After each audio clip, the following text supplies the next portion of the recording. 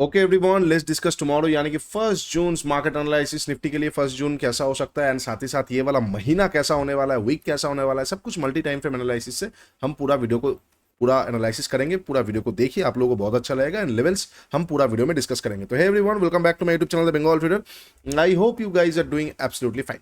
As a SEBI registered research analyst, I am gonna say it again, this is not a buy sell और hold recommendation video.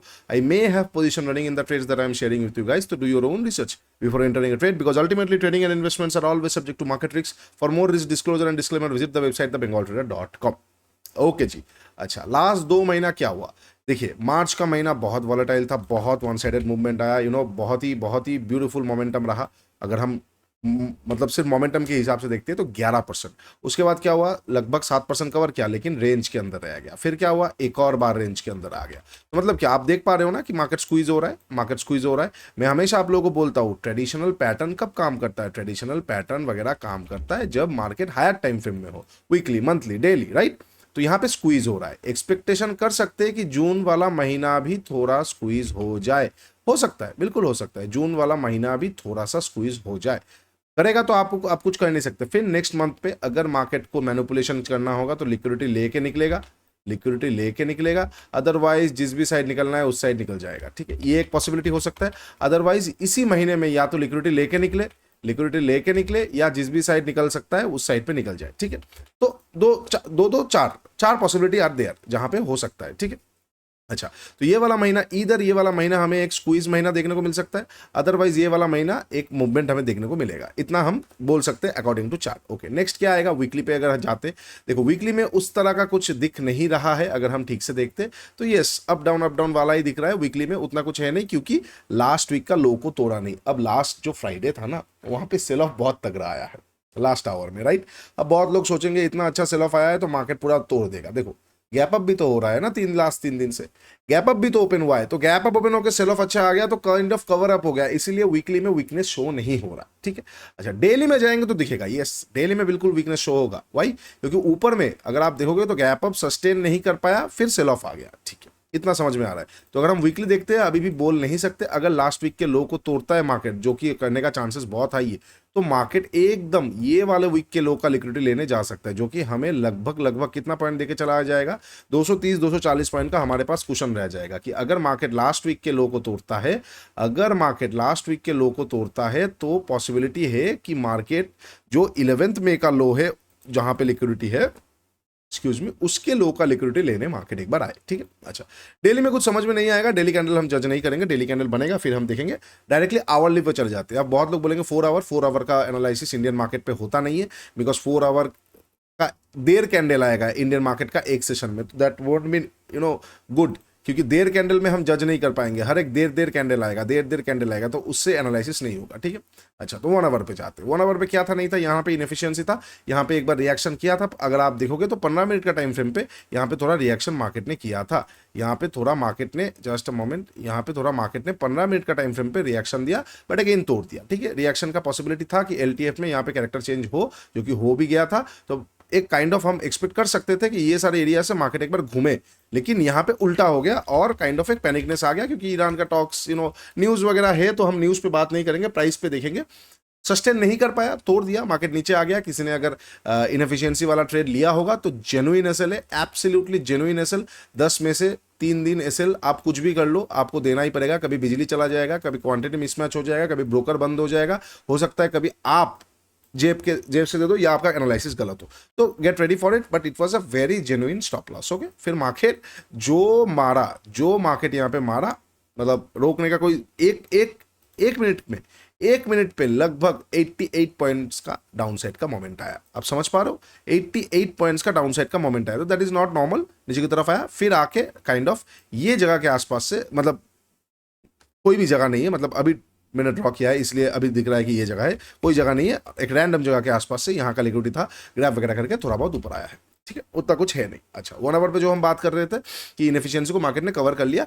अब नीचे में यहाँ पे जो ऑर्डर ब्लॉक है, काइंड ऑफ एक अच्छा जोन था, ऑर्डर ब्लॉक तो नहीं बोलेंगे, बट एक अच्छा जोन था जिसको देखा जा सकता था, उसको भी रिस्पेक्ट नहीं किया, तोड़ दिया। ठीक है, तो इसको भी हम हटा देते हैं। ठीक है, इसको भी हटा देते हैं। अब देखने वाला बात होगा, अगर फ्राइडे के लो को मार्केट तोड़ता है तो काइंड ऑफ 250 तक प्रोसीड कर सकता है, इतना हमें समझ में आ रहा है। और उसके साथ साथ क्या है, इसको हटाएंगे, इसको हटाएंगे, इसको हटाएंगे, इसको हटाएंगे, कोई फायदा है नहीं।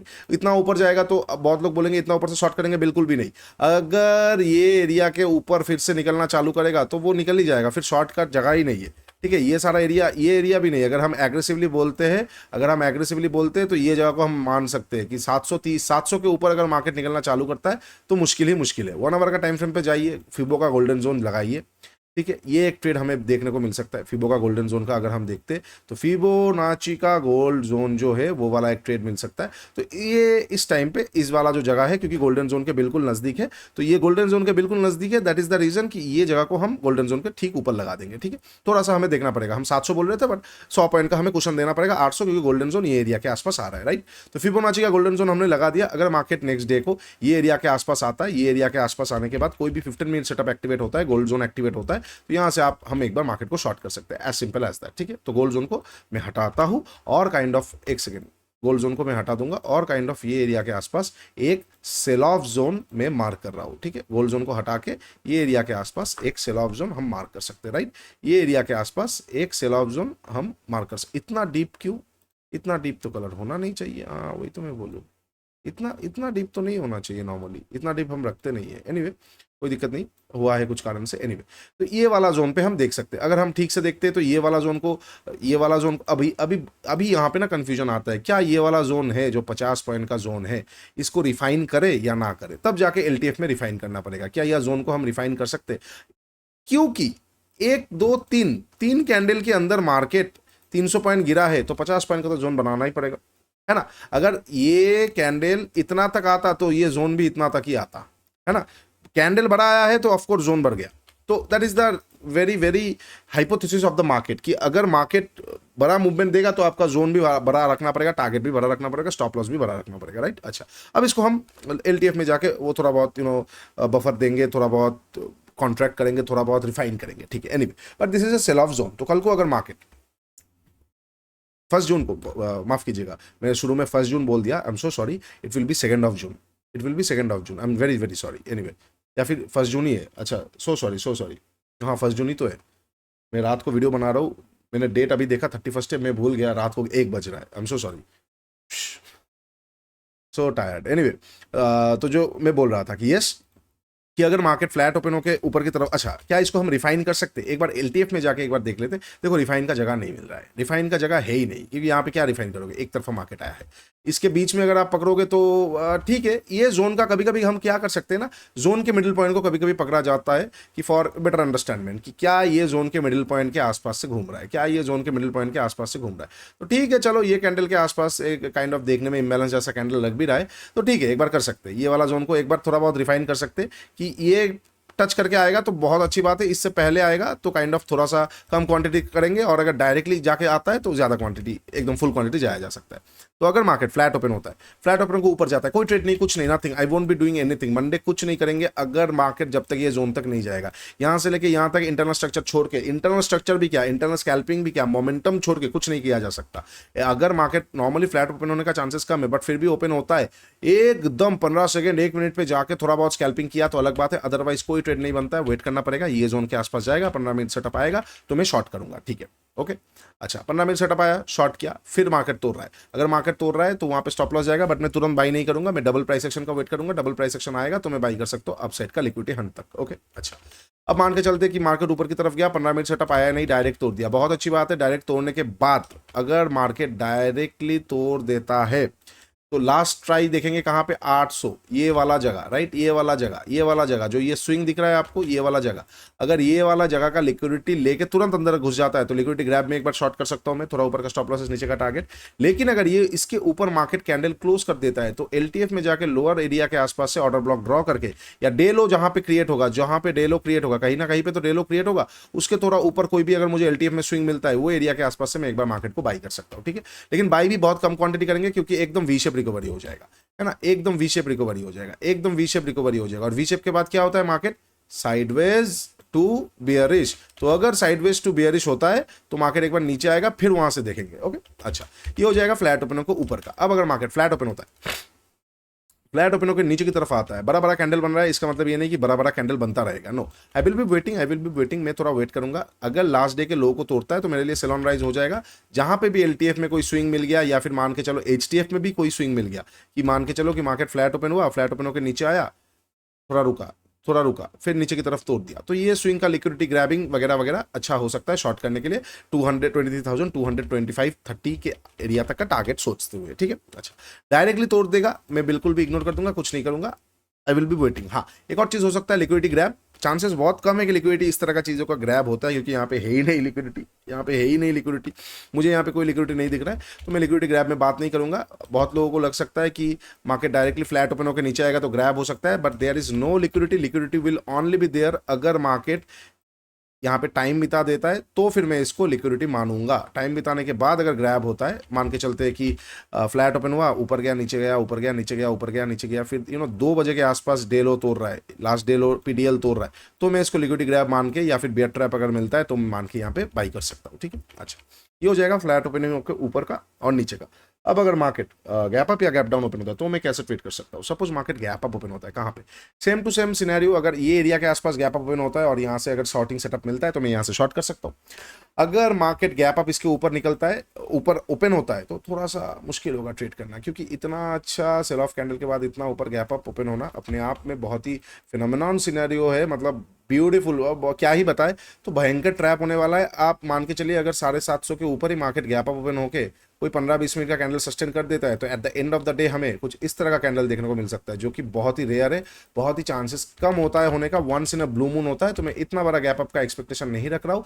बट अगर गैप अप ओपन होता है और 15 मिनट का कैंडल सस्टेन करता है तो उसके ऊपर निकलते मैं बाई कर सकता हूँ। मार्केट बहुत अच्छा तगड़ा भाग सकता है क्योंकि ये सारे ट्रैप्ड है और मार्केट फिर वहां पर रुकेगा नहीं, डायरेक्ट अपसाइड का लिक्विडिटीज जो भी पेंडिंग है या एक्सपायरी खत्म होगा फिर रुकेगा, ठीक है। अच्छा, ये हो गया गैप अप और बहुत बड़ा गैप अप। अब अगर मान के चलते मार्केट गैप डाउन ओपन होता है, कहाँ पे, अगर 250 के आसपास गैप डाउन ओपन होता है तो क्या हो जाएगा, 250 के आसपास गैप डाउन ओपन होगा तो यहाँ पे ये जो लगभग मई महीने का जो वीक है वो वीक के लो के आसपास ओपन हो जाएगा, तो वहाँ पे मैं लिक्विडिटी ग्रैप पे देख सकता हूँ। वहाँ पे कैसे मैं लिक्विडिटी ग्रैप पे देखूंगा, इतना बड़ा अगर गैप डाउन मार्केट ओपन होता है, एक सेकेंड इसको मैं थोड़ा सा ओपासिटी घटा देता हूँ। अगर मार्केट गैप डाउन ओपन होता है लगभग कहाँ पे थे हम, 240 250 के आसपास, तो यहाँ से लिक्विडिटी ग्रैब या बेयर ट्रैप में एक बार बाई कर सकता हूँ मार्केट को। टारगेट ओपन रखेंगे, मतलब ट्रेडिशनल लेवल्स को हंट करेंगे, स्टॉप लॉसेस को टाइट करके स्ट्रेल करते चलेंगे। मार्केट मोमेंटम खत्म कर देगा तो ठीक है, और अगर मोमेंटम पे चलता रहा तो चलेगा, ठीक है। अच्छा, ओके, अगर ये हो गया गैप डाउन में, और ये गैप डाउन कोई छोटा मोटा गैप डाउन नहीं है, लगभग क्लोजिंग हुआ है 547 के आसपास, राइट, लगभग 1.2% गैप डाउन। इससे ज्यादा गैप डाउन क्या ही एक्सपेक्ट करेगा। अगर 3-4% गैप डाउन ओपन होता है तो ऑफकोर्स बाइंग सिनेरियो आएगा। ये एरिया के आसपास ऑलरेडी एक इनएफिशिएंसी पड़ा हुआ है, राइट, ऑलरेडी एक इनएफिशिएंसी पड़ा हुआ है, ये मेजर एक जोन है, ये बहुत इंपॉर्टेंट एक जोन है, ऑलरेडी एक इनएफिशिएंसी पड़ा हुआ है। तो अगर मार्केट एकदम डायरेक्ट इनएफिशिएंसी को टैप करके गैप डाउन ओपन होता है तो ऑफ कोर्स मैं यहां से बाई कर सकता हूं। नीचे का स्टॉप लॉसेस पहला टारगेट 250 वाला जोन, और फिर अपसाइड का जो भी ट्रेल करते करते करेंगे। लेकिन अगर इतना बड़ा गैप डाउन ओपन नहीं होता है, मिडिल के आसपास ओपन होता है, तो भी मैं एक बार ग्रैब में या बियर ट्रैप में देख सकता हूं। अब अगर मार्केट मिडिल के आसपास गैप डाउन ओपन होता है तो कोई ट्रेड मैं नहीं करूंगा, सेकंड हाफ में देखूंगा, कोई ट्रेड बनता ही नहीं, क्योंकि मुझे ये लेवल समझ में नहीं आ रहा है। यहाँ से लेके जो यहाँ पे लेवल है ना, this is very manipulative level. यहाँ पे मल्टीपल लिक्विडिटीज है जो जिसको मार्केट ले सकता है। इसको देखेंगे, इसको लिया ऊपर गया नीचे आ सकता है, इसको लिया ऊपर गया, इसको लिया ऊपर गया नीचे आ सकता है, और फिर फाइनली इसको लेके मार्केट घूम सकता है। तो आई विल बी वेटिंग और वॉचिंग, कुछ बनता है तो मैं आप लोगों को जरूर बताऊंगा, ठीक है। चलिए, वीडियो अच्छा लगा है तो do like share and subscribe. नीचे इंस्टाग्राम का लिंक दिया हुआ है, जाकर जरूर एक बार चेकआउट कर लीजिए। मेंटरशिप प्रोग्राम ट्रेडिंग गीता 1.5 का भी लिंक है, कल तक ही ऑफर रहेगा, आप लोगों को बहुत अच्छा लगने वाला है मे ऑफर। और स्विंग शास्त्र का भी लिंक है, go and check it out. उसके साथ साथ ट्रेडस्काइप.in, India smartest trading journal ever, is absolutely free for you guys, go and check it out. आप लोगों को बहुत अच्छा लग सकता है। और उसके साथ साथ अगर आप लोगों को गोल्ड और क्रिप्टो में ट्रेड करना है तो शार्क एक्सचेंज पे जाके अकाउंट ओपन कीजिए एंड नीचे गूगल फॉर्म को फिलअप कीजिए, you will be added to the premium Telegram group. चलो आज के लिए इतना ही, टिकट बाय, तब तक के लिए ट्रेड स्मार्टली।